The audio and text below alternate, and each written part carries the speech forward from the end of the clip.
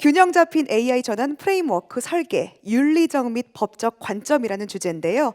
카이스트 문술미래전략대학원 박성필 원장님께서 수고해 주시겠습니다. 박수로 모시겠습니다.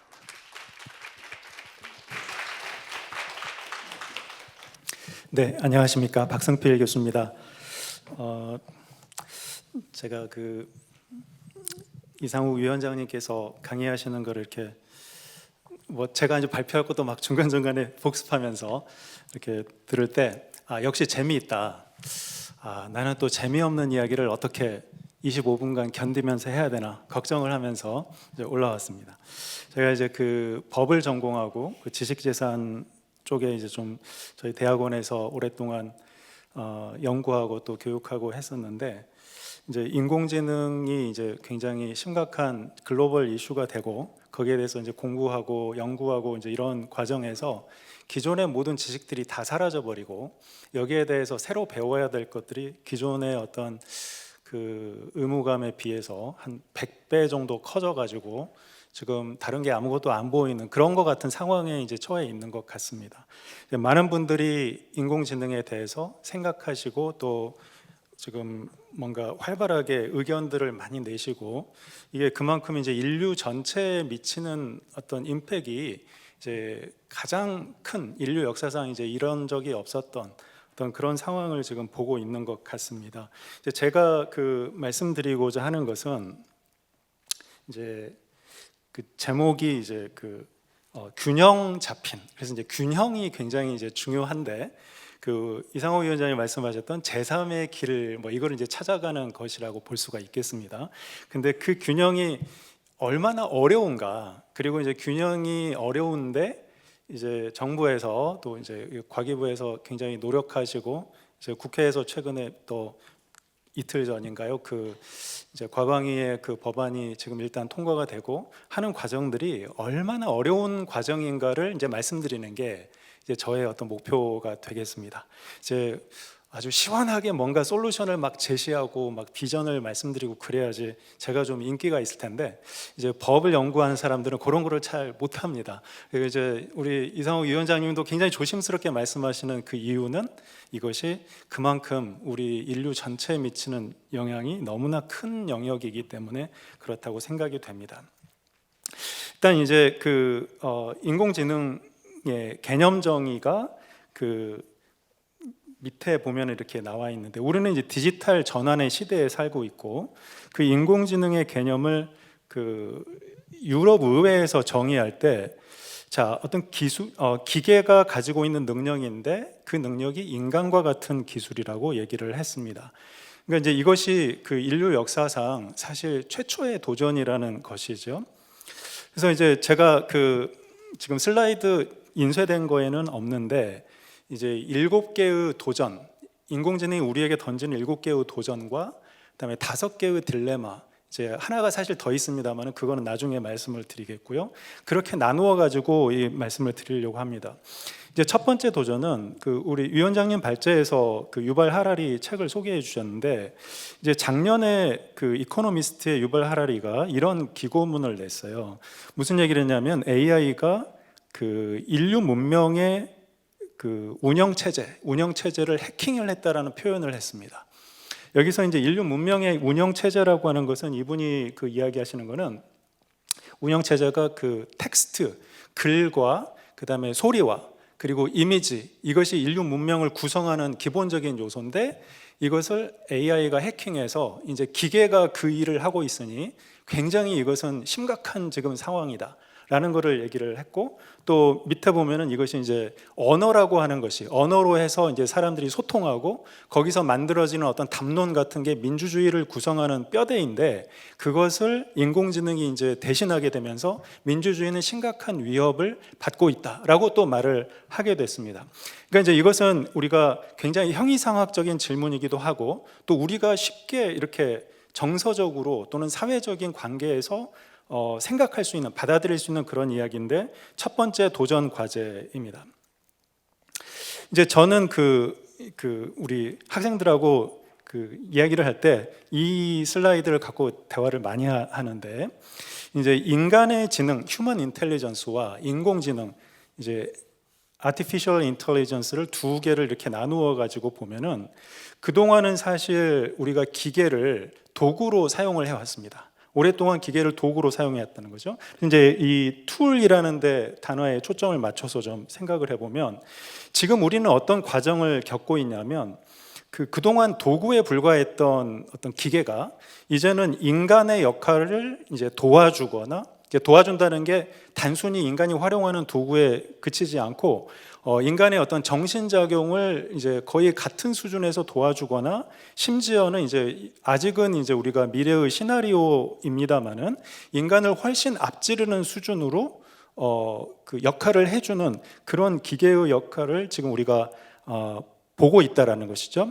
그래서 과거에는 그 왼쪽 밑에 제가 표현을 이렇게 해놨는데 어떤 도구라고 하는 것은 존재로서 도구였습니다. 그 존재 자체, 그 역할, 그것이 도구였는데 지금 우리가 목격하고 있는 것은 뭐냐면 인공지능이 기능이나 역할 측면에서 볼 때는 인간을 같은 수준이나 넘어가고 있기 때문에 이때는 이제 뭔가 그 합의에 의해서, 인간의 합의에 의해서 얘를 도구라고 보자, 도구라고 개념 정의를 하자라고 하지 않으면 얘가 도구가 아닌 거예요.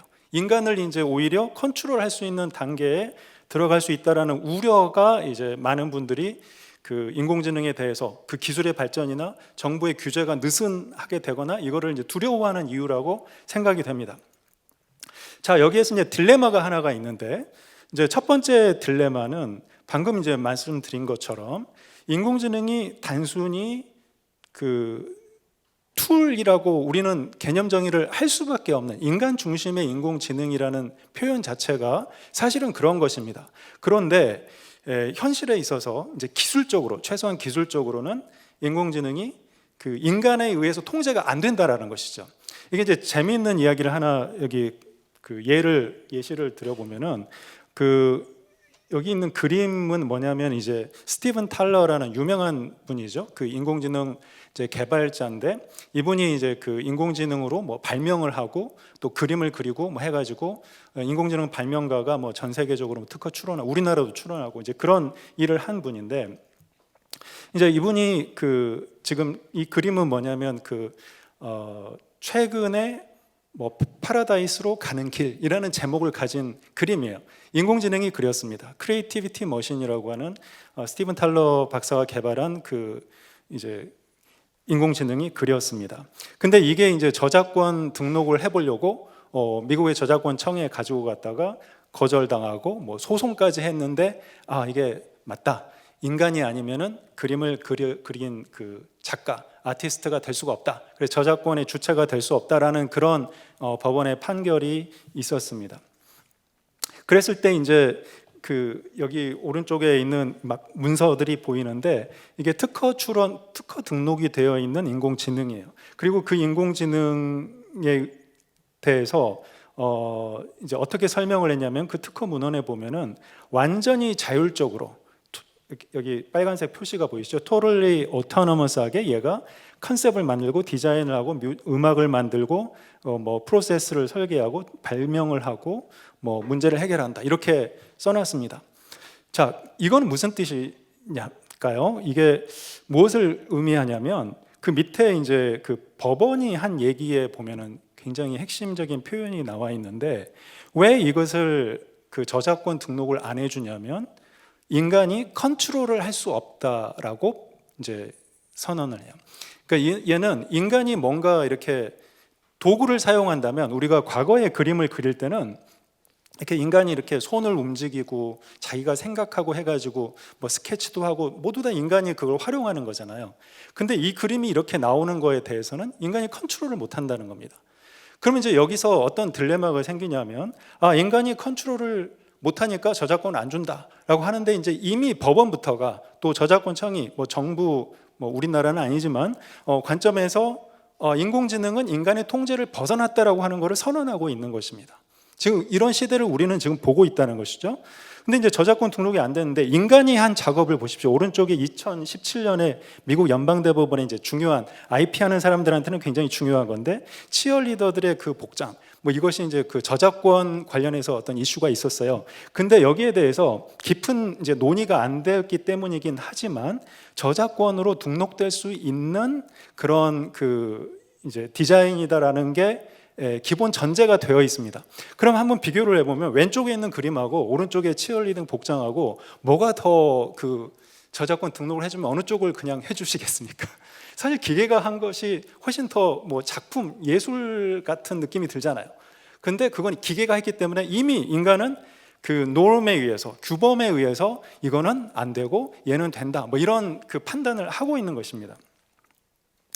이제 두 번째 챌린지는 뭐냐면 아까 위원장님 발표도 유사한 그런 상황이 있었어요. 그러니까 듀얼 유즈라는 그런 개념과 관련이 있는데 이제 저작권 영역에서는 스테이플 아티클 닥트린이라는 게 있습니다. 어떤 제품의 용도가 다양하면 거기에서 좋은 의도, 나쁜 의도, 뭐 추한 의도 이런 것들이 있더라도 좋은 의도가 많기 때문에 거기에 대해서 법적으로 규제를 하지 않는다라는 얘기입니다. 이거는 이제 그 민사상의 침해 문제에 대한 것이긴 하지만 기본적인 법적인 구조는 동일합니다. 그래서 이제 1980년대 그 소니 베타맥스 VCR이 처음에 등장했을 때 이렇게 복제를 막 이렇게 시키니까 불법 복제판을 만드는 도구 해가지고 얘가 저작권 침해가 아니냐. 근데 법원의 판단은 좋은 용도로 기본적으로 많이 쓰이고 어떤 사람들은 이걸 나쁜 용도로도 쓰니까 이거는 괜찮다. 뭐 이런 얘기입니다. 이게 이제 AI와 관련해서도 굉장히 우리가 깊이 고민해 보아야 될 이야기이죠. 무작정 얘를 막아야 될 것이 아니고 얘가 가지고 있는 어떤 그 잠재적인 베네핏을 중점적으로 생각을 해야 되는 이유이기도 합니다. 이제 제가 그 생성형 인공지능과 관련해서 그 이제 생태계를 한번 밸류 체인을 그려보면 이런 식으로 그릴 수가 있습니다. 제가 그린 그림보다는 훨씬 좋은데 그 약간 좀 이렇게 혼동이 좀 되네요. 그러니까 처음에 데이터를 수집하는 그런 단계가 있고 그 이렇게 엄청나게 모은 데이터를 또 학습을 시키는 과정이 있고 그 학습된 데이터를 가지고 새로운 작품을 생성해내는 그런 과정이 있습니다. 세 개의 단계로 나뉘어져 있는데 현재 이와 관련해서 수십 개의 소송들이 막 진행이 되고 있습니다. 그랬을 때 이제 이 데이터를 학습시키는 것이 과연 법적으로 문제가 있느냐? 우리나라에서는 2022년에 야놀자하고 여기 어때? 혹시 많은 분들이 사용하고 계실지 모르겠는데 거기에서 어떤 그 야놀자가 수집해 놓은 데이터를 여기 어때가 이제 허락 없이 활용을 했다는 거죠. 거기에 대해서 대법원에서는 이게 문제가 없다. 이제 근거가 정보통신망 법이라든지 컴퓨터 업무방해, 뭐 저작권법 이런 혐의가 없다. 뭐 이렇게 판단을 했지만 서울 고등법원에서는 이제 부정경쟁 방지법을 적용해서 민사상 이제 책임이 있다. 왜냐하면은 투자를 해가지고 많이 노력을 해서 만든 데이터인데 그걸 함부로 쓸 수 없다. 미국에서도 굉장히 유사한 취지, 유사한 결론의 판례가 있어요. 하이큐 랩스라는 그런 스타트업이고, 그다음에 링크드인이 있는데 링크드인은 이제 많이들 잘 아시고요. 링크드인에 들어가서 거기 그 회원들의 그 정보를 수집해가지고 HQ가 이제 그걸 활용을 했습니다. 여기에 대해서 이제 야놀자 여기 어때하고 굉장히 유사한 상황이에요. 여러 법원에 있었지만 이제 뭐 그 컴퓨터 사기라든지 이런 거는 인정이 되지 않았고, 그러나 민사상으로 계약을 위반한 측면이 있다. 뭐 이런 식으로 이제 판단이 됐고요. 그래서 이게 과연 데이터를 막 긁어 모아서 그걸 사업상 활용하는 게 침해가 되는지 괜찮은지에 대한 그런 논의가 계속되고 있습니다. 이제 미국 법원에서 어느 법원에서든 여기에 대해서 뭔가 판결이 막 나오기 시작하면 이게 많이 보도가 될 것으로 생각을 하고 있습니다. 근데 또 이제 굉장히 재미있는 것은 뭐냐면 아까 그 스티븐 탈러의 케이스에서도 크리에이티비티 머신도 마찬가지지만 지금 이제 그 스테이블 디퓨전이라고 하는 스테빌리티 AI가 출시한 그 인공지능 서비스 그 모델에서 이미지를 생성합니다. 근데 그 학습 데이터 중에 게티 이미지스의 그 방대한 DB가 학습이 되었다라는 것이죠. 그래서 게티는 이제 소송을 통해서 자기들이 그 워터마크가 찍어놓은 것이 있는데 워터마크도 이렇게 어떻게 잘 프롬프팅을 하면은 그게 도출이 되는 것 같아요. 그래서 지금은 뭐 다 사라졌으리라고 생각이 되지만 이렇게 오른쪽 두 개의 그림, 축구 선수 그 그림들은 이렇게 프롬프트를 입력했을 때 거기서 출력되는 이미지인데 거기에 게티의 그 워터마크 같은 게 이제 나옵니다. 그래서 그걸 가지고 이제 침해를 주장을 하는 거예요. 그러니까 이 침해 주장은 데이터를 학습한 것이 그 부분에 대한 것이 아니라 그 데이터를 학습한 AI에게 일을 시켰을 때 거기서 나온 결과물이 오리지널의 그 저작권자와 이 충돌이 되는지를 보는 그런 얘기입니다. 여기에 대해서도 사실 아직은 그 어떤 유권 해석이 나오지 않은 그런 상태이지만 이러한 변형이 있을 때 이것을 저작권 침해라고 볼 수가 있느냐, 이런 고민이죠. 혹시 그 생성형 인공지능을 많이 사용해 보시면 느끼셨겠지만 거기 terms of use 같은 걸 보시면은 그 회사들이 대부분 그런 식으로 표현합니다. 지금 여기서 만들어진 이미지들은 전부 당신 겁니다. 마음대로 사용하셔도 좋습니다. 뭐 이런 얘기를 하지만 이제 법원에 가거나 어디 저작권위원회 이런 데 가면은 저작권이 없다, 이렇게 얘기를 한다는 것입니다. 근데 저작권을 받을 수 없는 것이기도 한데 뭐 여기에 대해서 침해라고 할 수 있는 것인지, 뭐 이런 이제 의문이 제기되는 거죠. 전통적인 저작권법 침해 판단 기준하고도 좀 상충하는 측면이 있고요. 그리고 이제 프롬프트에 대해서 그 정교하게 프롬프트를 입력했을 때 여기다가 저작권 인정해 줄 수 없는가, 이런 또 문제들도 있고, 저희 학생들 중에도 연구하는 학생들도 있고 그런데요.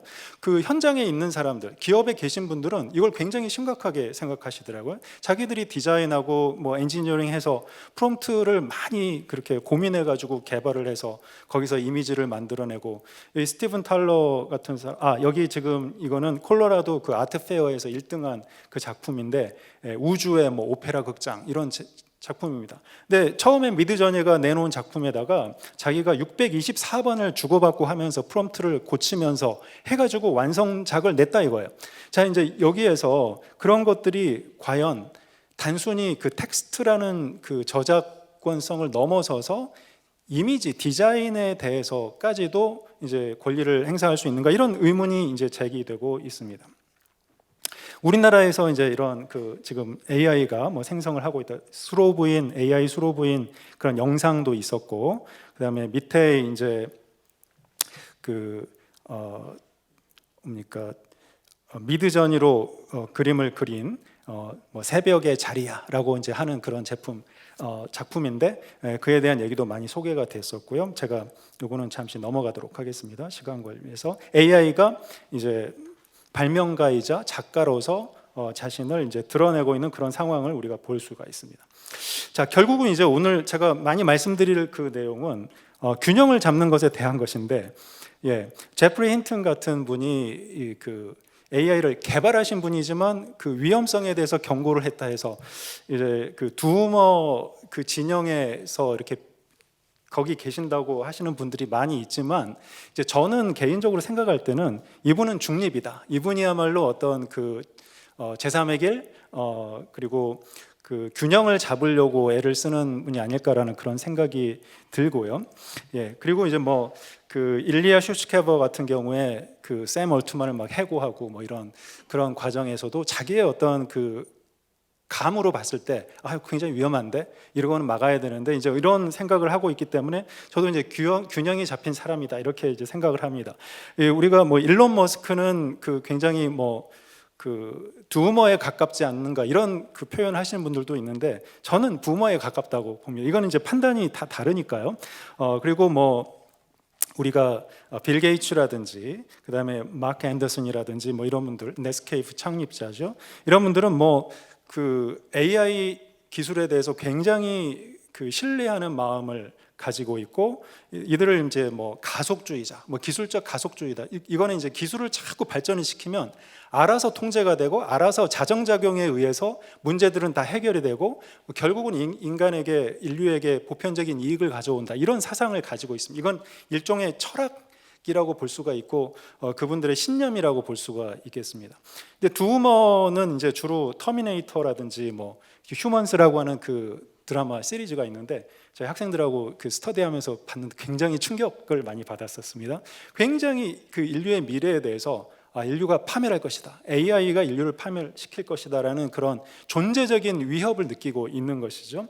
이제 이런 그 와중에서 이후에 AI 액트가 이제 등장할 때 많은 분들이 규제에 가깝다, 규제를 많이 하는 것이다라고 인식을 하고 있습니다. 근데 저는 개인적으로 제가 볼 때는 EU AI 액트도 결국은 AI를 허용을 하고 AI 기술이 개발된다는 것을 전제로 해서 그에 대한 규제를 하는 것이기 때문에 원천적으로 금지하는 것도 있습니다. 그러나 이제 그 위치를, 이게 위치가 상당히 제가 고민하면서 이렇게 찍어놨는데 많이 왼쪽에 있는 게 아니라 상당히 중립에 가깝다라고 보고, 이제 그 미국의 바이든의 행정명령, 뭐 그 다음에 약간 이제 이거를 속도를 늦추자, 뭐 감속주의자라고 하는 그런 분들, 이런 분들은 살짝 그 중립에서 오른쪽에 있다고 보입니다.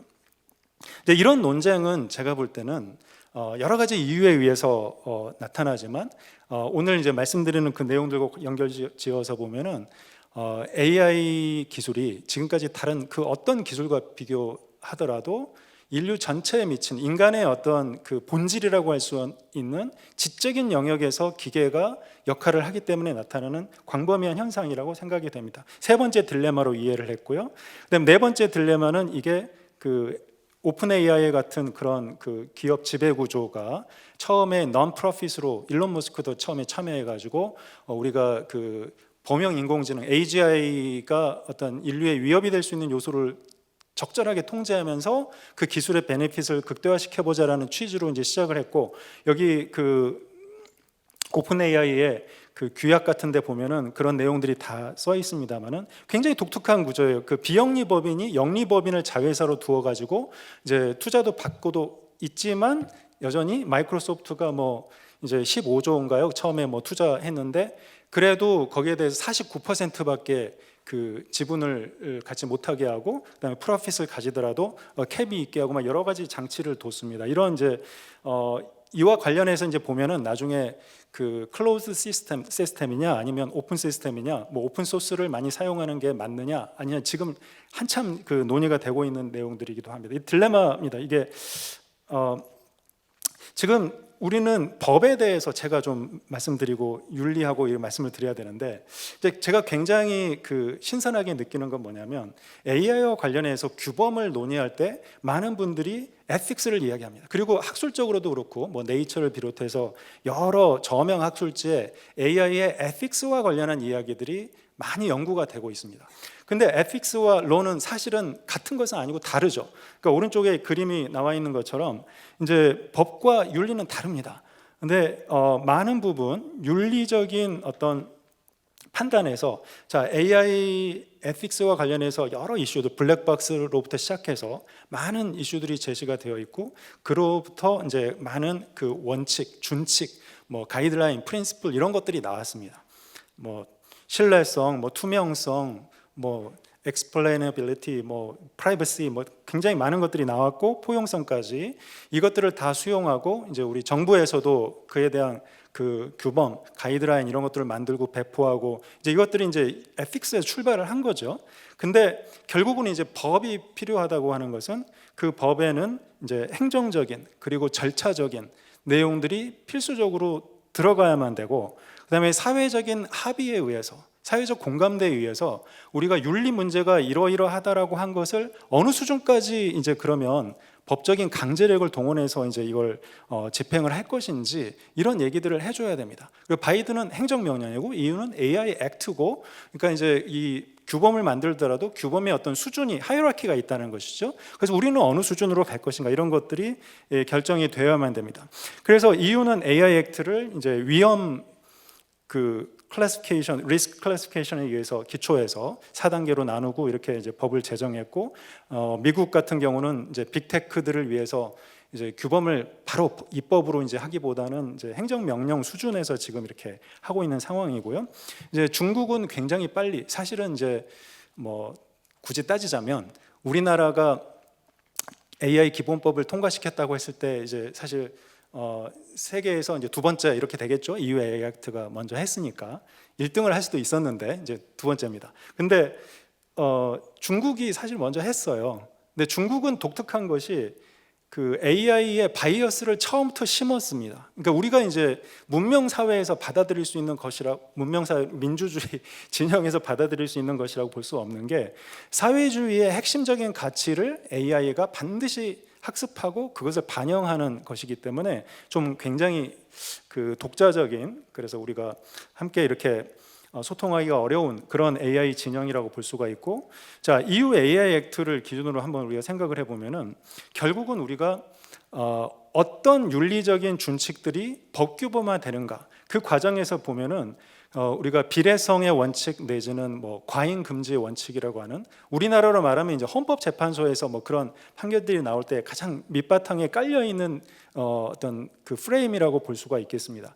그래서 어떤 규제를 가한다고 한다면은 그 규제가 목적이 정당해야 되고 그 규제의 목적을 달성할 수 있는 수단을 사용을 해야 되고, 근데 여러 가지 대안적인 수단들이 있을 때 그것들 중에서 가장 그 피해가 적은 그런 수단을 선택을 해야 되고, 근데 이제 결국 마지막에 제가 최후의 딜레마로 생각하는 것은 어떻게 그 균형을 잡느냐라는 것이죠. 그러니까 이 법익의 균형성, 마지막에 이것은 뭐냐면 어떤 규제를 가했을 때 그 규제로 인해서 이제 누군가가 피해를 입게 되잖아요. 그리고 이제 그 규제로 인해서 얻게 되는 어떤 베네핏도 있습니다. 이걸 쉽게 생각하면 이제 뭐 그 우리가 비용 편익 분석이라고 볼 수가 있는데 이걸 하면 되는 것이죠. 근데 이게 굉장히 어렵다는 것입니다. 왜냐하면 그 법은 결국은 입법을 한다고 했을 때도, 그리고 나중에 그 법에 대해서 잘된 법인지 판단하고 그 평가를 하고 통제를 한다고 했을 때도 결국 가치 판단이 필요한 것이거든요. 그러니까 법은 이 가치의 체계입니다. 가치의 체계고, 우리가 인간 중심의 AI라는 표현이 있는 것처럼 인간의 존엄과 행복의 추구, 우리나라 헌법을 기준으로 봤을 때도 그것이 핵심적인 가치입니다. 그리고 이제 뭐 생명이라든지 뭐 신체에 대한 뭐 자유라든지 이런 것들이 헌법에 다 규정된, 그리고 여러 입법에 이제 드러나 있는 것이고요. 이런 것들을 중심으로 법 체계를 구축하지 않을 수가 없는 것이죠. 근데 또 다른 가치가 있어요. 이제 재산의 가치입니다.